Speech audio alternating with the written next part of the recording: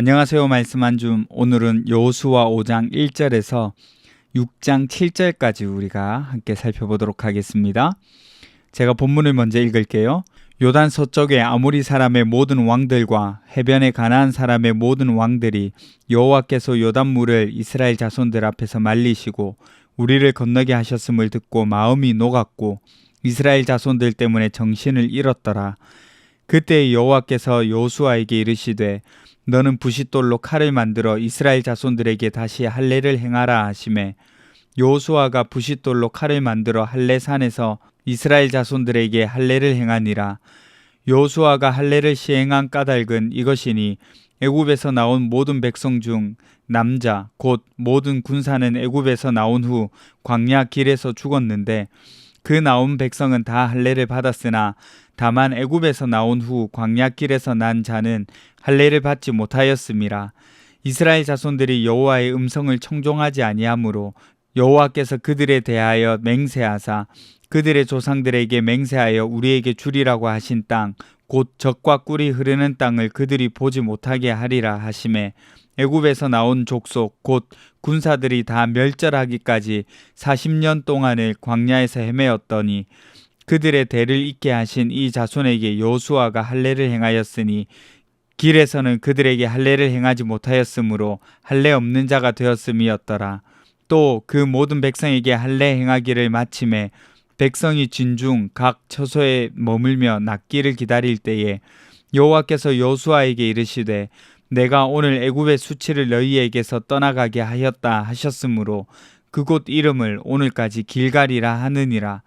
또 이스라엘 자손들이 길갈에 진쳤고 그 달 14일 저녁에는 여리고 평지에서 유월절을 지켰으며 유월절 이튿날에 그 땅의 소산물을 먹되 그날에 무교병과 볶은 곡식을 먹었더라. 또 그 땅의 소산물을 먹은 다음 날에 만나가 그쳤으니 이스라엘 사람들이 다시는 만나를 얻지 못하였고 그 해에 가나안 땅의 소출을 먹었더라.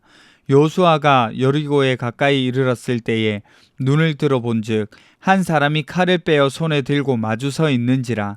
여호수아가 나아가서 그에게 묻되 너는 우리를 위하느냐 우리의 적들을 위하느냐 하니 그가 이르되 아니라 나는 여호와의 군대 대장으로 지금 왔느니라 하는지라. 여호수아가 얼굴을 땅에 대고 엎드려 절하고 그에게 이르되 내 주여 종에게 무슨 말씀을 하려 하시나이까. 여호와의 군대 장관이 여호수아에게 이르되 내 발에서 신을 벗으라 내가 선 곳은 거룩하니라 하니 여호수아가 그대로 행하니라. 이스라엘 자손들로 말미암아 여리고는 굳게 닫혔고 출입하는 자가 없더라. 여호와께서 여호수아에게 이르시되 보라 내가 여리고와 그 왕과 용사들을 내 손에 넘겨 주었으니 너희 모든 군사는 그 성을 둘러 성 주위를 매일 한 번씩 돌되 엿새 동안을 그리하라. 제사장 7은 7 양각 나팔을 잡고 언약궤 앞에서 나아갈 것이요 7째 날에는 그 성을 7번 돌며 그 제사장들은 나팔을 불 것이며 제사장들이 양각 나팔을 길게 불어 그 나팔 소리가 너희에게 들릴 때에는 백성은 다 큰 소리로 외쳐 부를 것이라. 그리하면 그 성벽이 무너져 내리리니 백성은 각기 앞으로 올라갈지니라 하시매 눈의 아들 여호수아가 제사장들을 불러 그들에게 이르되 너희는 언약궤를 메고 제사장 7은 양각 나팔 7을 잡고 여호와의 궤 앞에서 나아가라 하고 또 백성에게 이르되 나아가서 그 성을 돌되 무장한 자들이 여호와의 궤 앞에서 나아갈지니라 하니라. 아멘. 여러분 본문이 상당히 길었죠. 여러 내용이 담겨 있는데 요약을 해보자면 이렇습니다. 먼저는 이스라엘 백성들이 요단강을 건넜어요. 이 소식을 들은 가나안 사람들은 두려워서 간담이 녹았다 이렇게 표현하고 있거든요. 그렇게 도달한 곳이 길갈이었습니다. 하나님은 뜻밖에도 이 중대한 시점에 이스라엘의 남자들에게 할례를 시행하라 이렇게 요청하세요. 출애굽 세대가 광야를 지나는 동안 다 죽어 사라지고 광야에서 태어난 세대는 아무도 할례를 받지 못했기 때문이다. 그것이 이유였어요. 그래서 이스라엘은 할례를 행했습니다. 유월절도 지켰어요. 애굽의 마지막 재앙, 장자의 죽음으로부터 이스라엘 백성이 구원받은 것을 기념하는 절기가 바로 이 유월절 아닙니까? 이 유월절을 지켰습니다.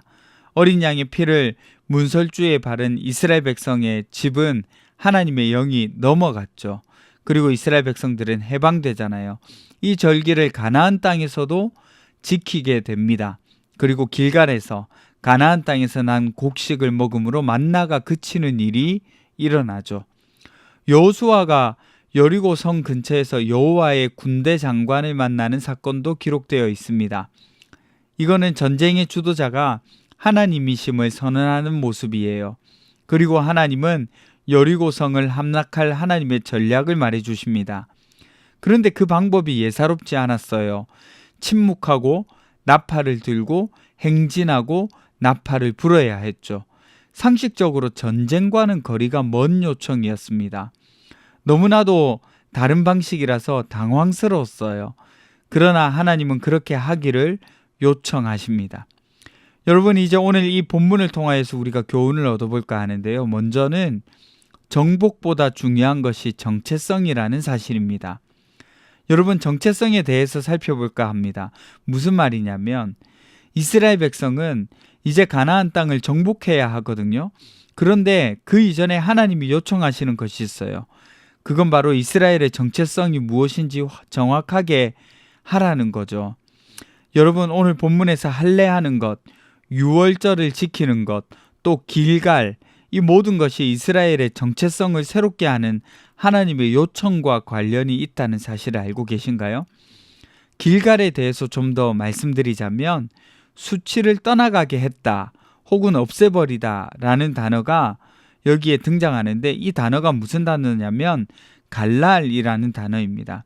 여러분 어때요? 길갈이라는 뜻과 비슷하죠. 이거는 의도된 거예요. 이걸 통해서 하나님이 애굽의 종으로부터 너희를 새롭게 하셨다라는 이 뜻을 나타내서 보여주는 거예요. 노예의 신분, 불순종의 흔적들을 굴려서 없애버리신 그 장소가 길갈이라는 거죠. 생각해 보세요, 여러분. 그런데 이곳에 이스라엘 백성이 가나안 땅에 들어와 할례를 행했다라는 것은 단순하게 생각할 수 없는 일입니다. 목숨을 건 행동이었어요. 왜 그런 줄 아세요? 여러분, 싸워야 할 남자들이 다 누워 있어야 하는 상황이 되는 거잖아요. 회복하는 동안 가나안 적들이 쳐들어오면 돌이킬 수 없는 상황이 됩니다. 그럼에도 길갈에서 할례를 요청하신다는 것은 그만큼 이 이스라엘 백성들에게는 뭐가 중요하다는 걸까요? 정체성이 중요하다는 거예요. 너희는 언약의 백성, 하나님의 백성이니 그 정체성을 나타내기 위해서 할례를 행해라. 그러니까 그만큼 정체성이 중요하다는 거예요. 너희의 정체성이 뭔지 정확히 하라는 거죠. 유월절도요. 이스라엘을 해방시키시고 구원해 주신 분이 누구인지 알고 언약 백성으로서 자기 존재를 확인하는 절기가 바로 이 유월절이잖아요. 이거를 지킨다는 것은 그만큼 우리가 어떤 민족이냐, 하나님이 우리에게 어떤 일을 행하셨느냐를 알게 하기 위한 절기라는 거죠. 자기가 하나님의 백성이라는 사실을 아는 절기가 바로 이 유월절입니다. 그러니까 가나안 땅 정복보다 더 앞서는 것이 정체성이라는 거예요. 곧 언약 백성, 하나님의 백성으로서 가나안 땅을 밟았다는 확고한 자기 인식이 필요했던 겁니다. 진정한 승리의 출발은 확고한 자기 인식부터였어요. 여러분, 우리는 결과를 나타내야 하는 사회를 살아가거든요. 그래서 직장에서는 성과를 내야 해요. 그래야 열심히 일을 했다, 잘했다, 이런 평가가 매겨집니다. 학교에서는요, 성적이 잘 나와야 하고요. 그런데 여러분, 이런 결과에 매진하다 보면 정말 신기하게도 나는 누구인가? 라는 근본적인 질문에 도달하게 됩니다. 열심히 살았는데, 앞만 보고 달렸는데 어느 날 갑자기 자기에게 질문을 하게 되는 거죠. 내가 왜 이제껏 열심히 살아왔지? 여러분 기억하세요. 정체성이 성취보다 먼저입니다. 어떤 결과보다 앞서 있는 것은 우리의 정체성이에요.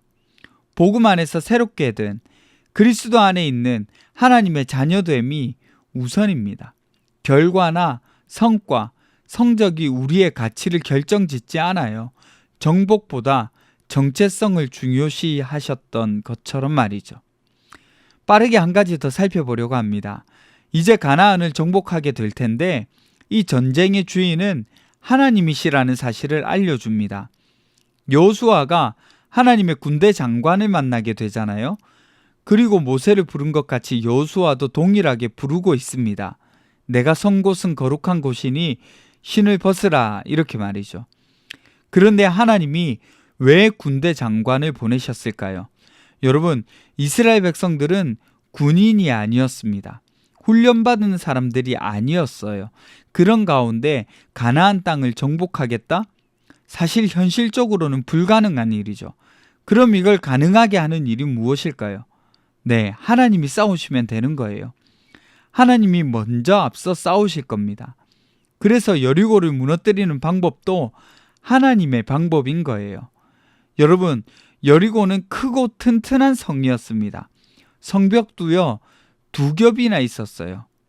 그런 가운데 이스라엘이 하루에 한 바퀴씩 돌고 마지막 7째 날 나팔과 함성으로 도저히 무너질 수 없는 규모의 그런 성벽이 무너진다? 이상한 일이죠. 그럼에도 불구하고 이 모든 걸 가능케 하는 것, 하나님이 싸우시는 거죠. 전쟁의 주인이 하나님이십니다. 여러분, 우리는 전쟁을 하지 않습니다. 그래서요, 우리가 질문을 할 수가 있겠죠. 우리는 전쟁을 하지 않는데요? 맞죠.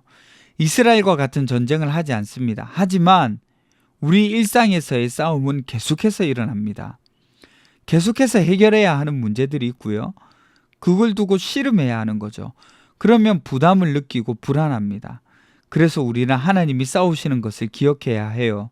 그럼 우린 뭘 할 수 있을까요? 기도할 수 있죠. 내 지식을 굴리는 것보다 무릎 꿇고 기도할 수 있죠. 하나님께 맡기는 가장 효율적인 방법입니다.